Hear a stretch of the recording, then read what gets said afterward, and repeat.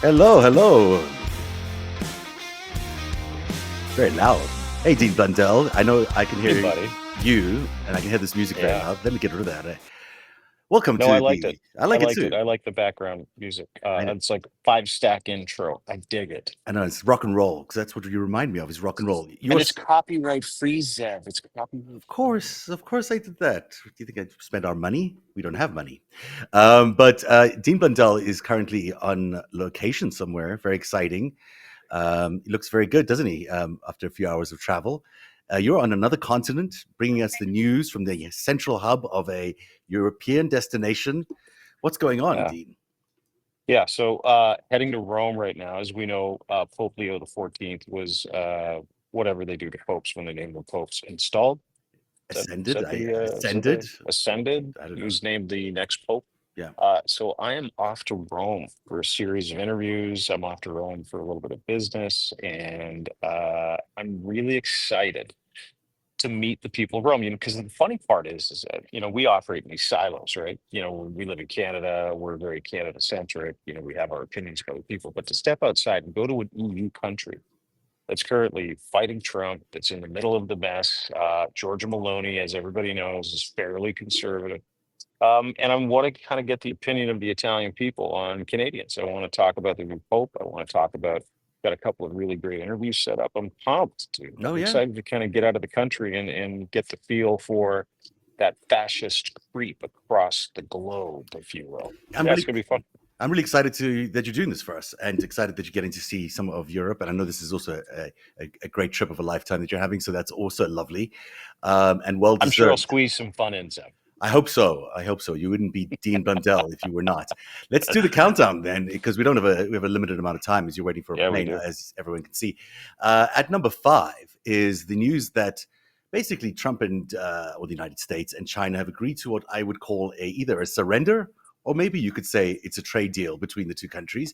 Wall Street had a good day today. The Dow was up a lot as Trump and China agreed to dramatically slash their trade war tariffs after months of economic warfare that brought trade to a standstill. Now, both sides have agreed to sort of step back from the brink. The Chinese goods have gone down from 145 to 30%. That's the US tariffs on Chinese goods for 90 days. And China has dropped to its US goods from 125 to 10%, also for 90 days, while they try to figure out the details of all of this. A good day for the markets. Is it a good day for the United States? Is it a surrender or is it a deal? It's not a deal. It's an announcement. China even came forward and said they don't have a deal. They're going to try to figure things out in this pause and a reduction. It wasn't even a pause, it's a reduction in tariffs. So tariffs are still on, and Americans are still paying 30% on every piece of Chinese goods that come into the United States. I mean, and the other thing is it doesn't happen overnight. Like boats just don't magically appear the next day after you have an announcement. You tell Sure. everybody that things are going to be okay, right? So the funny part about this deal is it mirrors the UK deal, which wasn't a deal. These are just announcements. And you ask, is it a deal or is it a surrender? It's absolutely fucking 100% a surrender. Yeah. Like there is zero chance that this is a deal. And the reason why it's not a deal is because both teams said it wasn't. But then you go back to some of the Truth Social tweets or whatever you call them, social posts, and same thing with Twitter. It's being represented by the White House and by Trump and by the Trump regime as if it's some kind of like, incredible trade deal. Not only is it not a trade deal, at Mhm. the very best, it is a reduction in the posturing and an agreement to talk more about what it's going to take to get back to ground zero. And they're still 30% over ground zero at this point in time. So, no, dude, this isn't a deal. It was Yeah. never a deal. Mm. And none of these deals are deals. It's just Well, Trump surrendering and saying, hey, dude, I want to look and and it's the same thing. He does it all the time. He creates a crisis and then he eats shit. And then at the end of the crisis and the shit eating of the crisis, he just decides that he's had enough and he'll kind of, and he'll give him credit because he portrays it as if he's some kind of like, a world famous economist and he's a fucking idiot.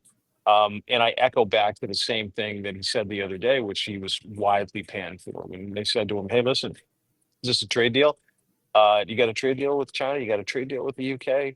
And he's like, it's complete and comprehensive. There isn't a human being with an economy degree or a journalist that's followed this stuff. It's like, oh yeah, it's a trade deal. No, Justin Wolfers panned it. Panned it. He said, "Hey, yeah, this is good for the economy, but it's just stepping back, as you said, from the brink. That's all it is." You know, you're very spicy when you travel. You're Thanks, spicy buddy. when you're jet lagged. I quite like it. I got to say, you're absolutely right on that. Look, 30% is still a lot for tariffs, and there is a lot of money coming into the U.S. Treasury. By the way, I've been noticing a couple of reports saying there's billions of dollars, maybe just millions, but it's going to add up to a lot of money that is coming in because of tariffs. He's going to be able to say the deficit is no longer there. We have a surplus, but it's all just smoke and mirrors because at the end of the day, inflation is going to come eat our all later on in the cycle when this finally becomes an inflationary crisis. Hmm. Number four, wait, I'm going to show you something which I thought was really interesting. We might get a kick out of this. This is, oh, I have to Show do me. it. Let me add a number here so you can see. Quite a This graph. is America's sort of favorability ratings around the world. And as you can see, China is ascending. America is sinking almost to the same level as Uh, Russia. Russia, Yeah. United States. That's unbelievable, dude. And yeah, like you knew it, right? Like Yeah. nobody's going to America anymore. In this is that little dip that you see there at the top where it goes down to Russian approval ratings. That's Yep. Trump. That's Yep. Trump. That's what he did. It's the ice raids. I've seen so many videos of that this weekend too. It's not just the cratering of the economy, it's treating his own people like shit. Yeah. It mirrors what goes on in Russia. Like I watched an ice raid yesterday, and there were dozens of videos of these ice raids yanking people out of houses. And then I stumbled across another video of Putin sending his FSB agents into homes, martial arts gyms to pull people out and to send them to the front lines. There's no difference. That's what that exists for. Yeah, you know, this is, I mean, look, China being more popular than the United States tells you everything we have been saying on this show that this is exactly what the plan was for Donald Trump. You know, Mhm. between China and Russia, they figured out, well, we'll sink America's popularity. We'll come out smelling so good, even though these are still very autocratic, very problematic countries. But you know, they've done such a good job with the disinformation, with the propaganda, with all the and with Donald Trump, as you know, installed as president, but being such a corrupt POS that you know this is what you get. You get China being more popular than the United States. The world is upside down, ladies and gentlemen. So that's an interesting little graph that came out of the. Yeah, can you imagine a time when America would have a lower approval rating than China on the world stage? No, no, I couldn't imagine that. I couldn't imagine it happening that quickly. It could only happen because someone's trying very hard. The number four story on the countdown today is Alex Jones. You know, there's this story going around the world, mostly on X, that when Macron, Starmer, and Mers met across on that train as they were heading to Kiev for that big meeting, that Macron had a bag of cocaine that was being tossed onto the table accidentally and that he had to hide. Now, it turns out this, of course, was not a bag of cocaine. It was a Kleenex. It was a tissue. The guy had a runny nose for whatever reason, not because of cocaine. But the whole thing got stirred up again, firstly by Alex Jones when it first came out as a story. But then it came up again because he's insistent that it still is a bag of cocaine. What he did is he showed this doctored photo. You see on the left is a doctored photo Mhm. of the tissue, which looks like a little bit more like a bag of something, although not really. On the right, you see the actual photo, which is clearly a Kleenex. So you got Alex Jones basically repeating propaganda that was originated. The first time it was retweeted came out of the Russian foreign ministry. He repeated it, he retweeted it, and then expanded on it, and then Yeah. he then backed it up with this doctored photo. If you didn't need any more proof, you now know Alex Jones for sure is pushing Russian propaganda. There's nothing new in this, but you know his screw up is certainly showing everybody that that's in fact what happened. Love to hear your take on Mr. My Jones. take is Alex Jones is full of shit. I mean, there is no world where Alex Jones is to be believed in any capacity. If the doctoring of the photo, the doctoring of the video, the suggestion that Macron and like is hauling ass with cocaine across Kiev in a train. The Chancellor of Germany Yeah, and the Prime Minister of England yeah, just openly doing coke on a table before a meeting. Like it's just so it's this is exactly why Elon Musk bought X, yeah, right? This is exactly why he bought X. It's exactly why he saved Alex Jones and InfoWars from bankruptcy. It's exactly why you can't believe anything any of these douchebags say. You cannot believe anything you see anymore either. We're boarding now, so I'm going to keep doing this podcast while I'm boarding because All of the right. goddamn G, by the way. Um, No but problem. I watched that today and I was just like, come on, are you fucking serious? And they Yeah. are for some reason. Like they expect people to believe it. And the thing about it is, it Sure. doesn't matter if anybody believes it. What matters is that they question these people. They question Starmer. They question MERS. And you know what? The idea that Putin wasn't the first guy to actually, and he was. He was the first guy to put it out. I think it was not research in motion. That's BlackBerry. Uh what's the Russian troll farm that creates this kind of shit? Oh, it'll come to me, but I don't have it on top of RDA. me. Yeah. I don't have it. I don't have it. I've got the Social Design Agency, Yeah, the SDA. social design agency. Yeah. Yeah, SDA. They are so deeply involved in Yeah. literally giving Alex Jones and people like him Yeah. content like that with the narrative like that. I go back to the tenant media shit. Remember Yeah. that? Yeah. Of They're like, course. you're gonna do this, this is the narrative you're gonna have, this is what you're gonna do. And they do it. They always do it. And it's absolutely insane Yeah. that people believe it, especially because it comes from Alex Jones. Like, I don't, why the fuck? Who believes anything that prick says? it's Anything. I don't understand it either, but it's exactly what's happening. I'm gonna because you're boarding. I'm gonna just do this quickly. Let's get to the number 3 story. Yeah, Um, yeah. so there's a group of white Afrikaners that have now been given refugee status in the United States. While Trump has essentially shut down all of the refugee programs for anywhere else in the world, one group that has gotten VIP treatment this White week, rich Afrikaners, dude. It's not even 59 just white South white Africans guys. landed at Yeah. Dulles Airport yesterday, preceded process for refugee status in just 3 months. And this all happened actually today, sorry. Of course, I'm South African. I can tell you this is insanely unfair. There is not, in fact, a genocide against white farmers in South Africa, as Trump is saying. Whites own 70% of the farmland in America, in South Africa, despite being only 7% of the population. U.S. officials are calling it immigration fraud. U.S. official calls it immigration fraud. The refugee program has been suspended. For others, it's really nonsense that these people are being allowed in VIP red carpet. These are racist Afrikaners from South Africa who helped, essentially the legacy of apartheid. And you've got there, as I've been reporting on our new feudalism series, exactly why there is such a problem with this U.S. administration is its roots. When you look at when you look at Elon Musk, and you look at David Sachs, and you look at Peter Thiel, and you look at Roelof Botha, is all in South Africa. These are racist white South Africans that we're allowing to redesign our American reality. Mm. Yeah, and I would love your take on it. Like, I know you come to me for my take on this, but I'll tell you what I've heard, and I'll tell you what I've read, what I've researched. These are all people that are connected with Thiel, Sachs, Musk. These are all people that are connected with their family members and friends who've run afoul, and they've created this flow through, this refugee status for these people who are all white, all rich, and Donald Trump wants to bring them into the country because more people that support Donald Trump, the better, especially if they're rich and they're white. Yeah. And if they're connected to Elon Musk and the people that are keeping him afloat. So this is in no way a refugee ship at all. This is absolutely nothing to do with that. This is how many more people can we bring in from the people that put me in power to keep me in power, and how much money do they have, and how can we charge them $5 million for one of those Trump gold cards? That's what I've heard. So I want your take on it. Well, this is just abject racism. I mean, you've got people being brought in from South Africa because of the color of their skin, while everyone else who's got a different skin color is being deported away from America. I mean, this is clearly racism. I mean, the mask is off. This administration isn't even pretending anymore. It's just a manufactured reality from South Africa's apartheid system being recreated in America, and they're just racist. No other way to see it. Number 2 on the countdown is Syria, and believe it or not, it has a connection to Ukraine. So Trump has just hinted that he might lift sanctions on Syria. And the thing is, it's not a coincidence that he's doing this because Turkey's president, Erdogan, has been working the phones. As you know, Ukraine and Russia have agreed to meet this Thursday to have those talks in Turkey.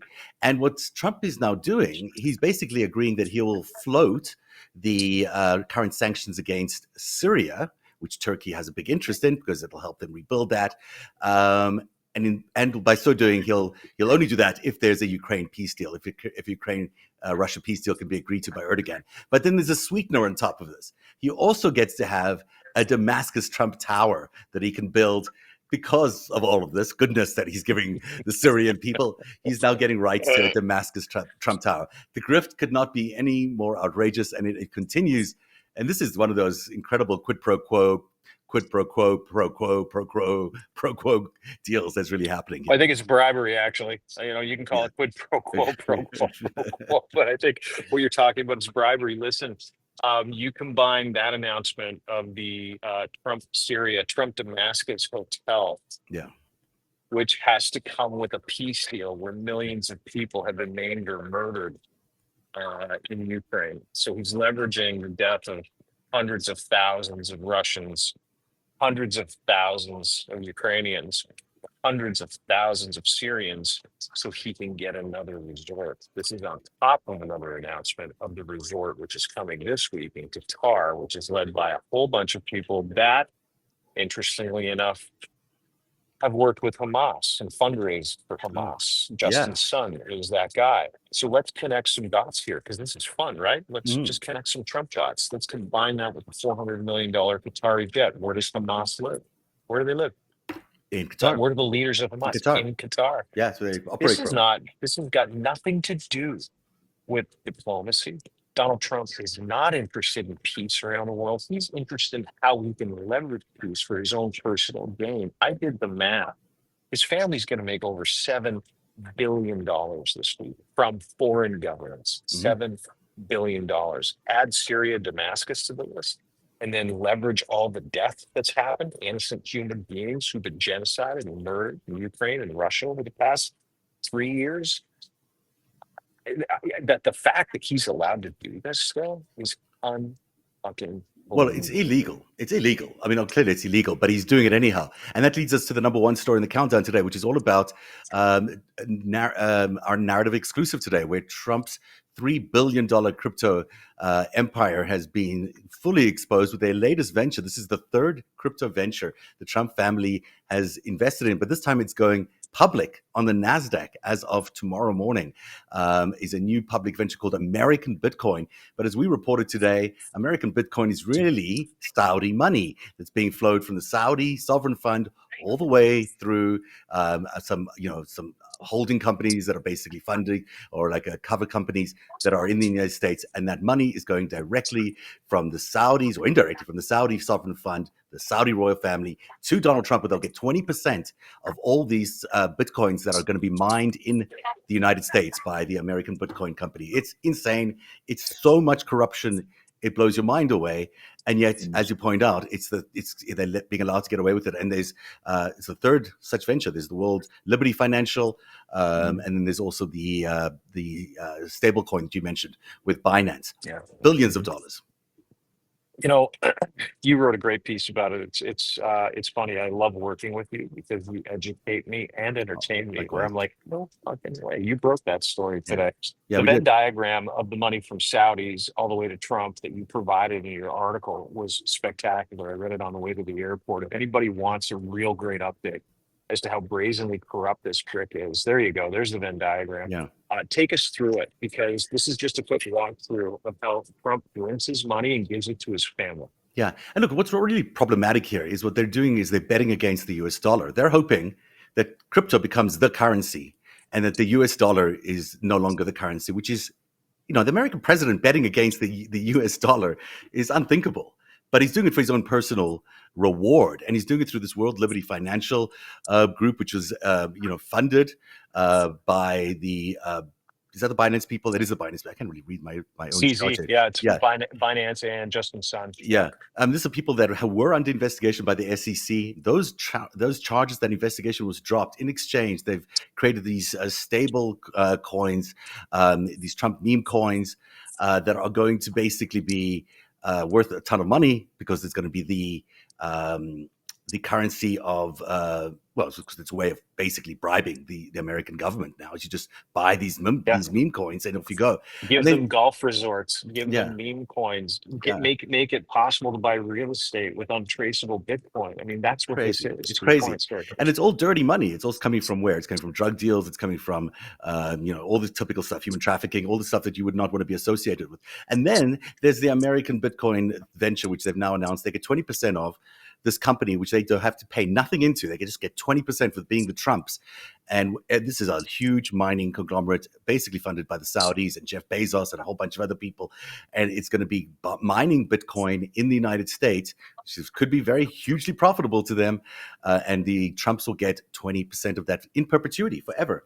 And when you look at the bottom of the slide there, you see that it's China, Saudi Arabia, the UAE, and all these Silicon Valley billionaires. Those are the people who are going to be benefiting from all of this, setting up what we call the crypto lords, the crypto kings. If anyone's going to be the crypto king, it's probably going to be Donald Trump, with all these effort, with all the pieces of revenue he's getting from each of these ventures. It really sets up an America where Donald Trump is the king. All this treasury, everything is set up around a crypto blockchain.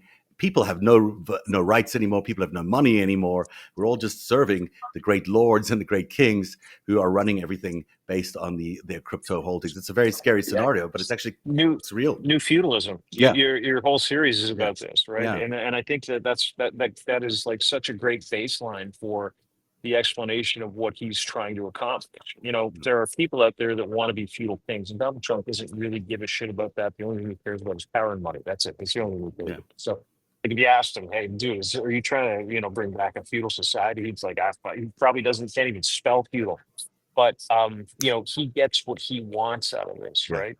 Which is in keeping. And we talked about it yesterday in the podcast, and I found that interesting about all these crypto deals too. This is effectively licensing the president of the United States, Yeah. right? This is effectively licensing the office of the president of the United States for 10 million here, 6.3 billion there, 400 billion of debt here. And it's not just about access. Again, it's about licensing. There are countries around the world that really believe still that Trump's name has something to do with it. But then I go back to why, because at some point this grip's going to end. Donald Trump's not going to win. He's going to get pushed out, or his administration's regime's going to finish. And then what? Then you've got, a list of investigations into this guy. You know what? Anybody that's willing to enrich him at this point doesn't give a shit which way this goes. Like Qatar doesn't give a shit which way this goes. Here's one of Like the things. China doesn't give a shit if they get caught, Yeah. because they get to impugn the president of the United States, destroy the United States from the inside out, and make the United States look like ass. To your point, I go back to that original graph that you put out. The reason why no one likes him, it's not just the ICE raids, it's deals like this. The popularity of the United States is absolutely tied intrinsically now to the popularity and the value of President Trump. And if you don't think he's trying to end run the free world right now, like if you don't think that he's going, dude, I'm 78, 79, I'll be 80 next year, I'm going to go for broke for my family. He doesn't care if he gets caught either. And he's getting caught. Like, this is the most brazen grift, corruption of any regime or administration in the free world right now.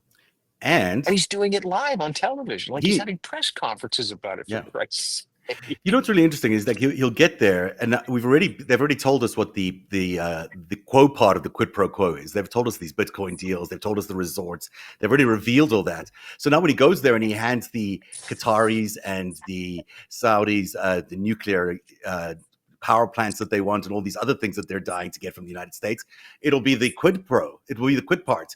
We already know the quo, but it's going in reverse, and no one will be able to prove that. But the second thing is, who's giving him all this money? Royal families are giving him all this money. The Qataris are giving him that free jet. The Saudis are giving him all this crypto backing. Now, why are they doing that? Do they want a royal family in the United States? Maybe this is their way of saying, here, King Donald. Here's your plane. Here's your currency. Here's you owning the United States as we work to destroy the US dollar and US hegemony. That could be a real possibility as he heads into his first foreign trip in Saudi Arabia. Oh, I don't think that's a possibility, Zebster. I think that's an actuality. I think that's what you call that, is surety. I like to hedge myself a little bit. I don't. I'm all in. Have a great trip, sir. I hate to interrupt your vacation Thank or you. the trip. Sorry, actually, it's called a vacation, but I'm going to have a safe flight. Thank you for joining us. Thank It's you. amazing we can do Yeah. this. It's amazing we do this. Yeah, And technology is incredible. I didn't want to miss today, obviously, because we're heading over to Rome to kind yeah, of do a quick tip check mm, with the Italian people on their view of Canada. I want to talk a little bit about the Pope, their views of America. I've got a couple interviews set up, and I'm really excited to bring that part of the world back to Canada, which is going to be great. But I'm also excited to have a little bit of fun. And we're going to be checking in from time to time. The daily Dean that I do over at Substack, deanglendale.substack.com. That's going to come in a variety of different forms over the next couple of weeks. Obviously, some traveling. So some will be video related, some will be a little shorter, maybe a little longer. Some will be relating back to, because as a history buff and someone that loves philosophy, one of the reasons that I'm going over to Italy this week is because it's the birthplace of Western civilization, which is at risk at the moment. Not only is it at risk, it's also the birthplace of, people that fight back. The citizens of the citizenry that push back against demagoguery and kings and emperors. And so, we're going to talk a little bit about that history because that's where the history of Western civilization in North America, and that's where it came from. That's where it lives. We pattern our elections after Rome, after the Roman Empire, and so to be there this week, specifically with the new Pope, it's going to be a lot of fun. So I'm going to make sure that I get in here for as many five stacks as humanly possible. And thanks for being flexible. And I want to thank all of our Substackers and all the people that follow both Zev and I. We've got deals. Come and follow us. Some of the stuff is going to be exclusive for paid subscribers. Some will be exclusive for free subscribers as well. But we're going to try to bring you as much flavor from there as I can, and I'll be checking in almost daily with you. So appreciate you being flexible today, Kyle. Thank you so much. I'm super excited that we could do this. Thanks very much. Dean Blundell from deanblundell.substack.com. I'm Zev Shalev from narrative.org, NARATIV.org. We'll see you again on the next Substack. Have a good day, everybody. Bye-bye.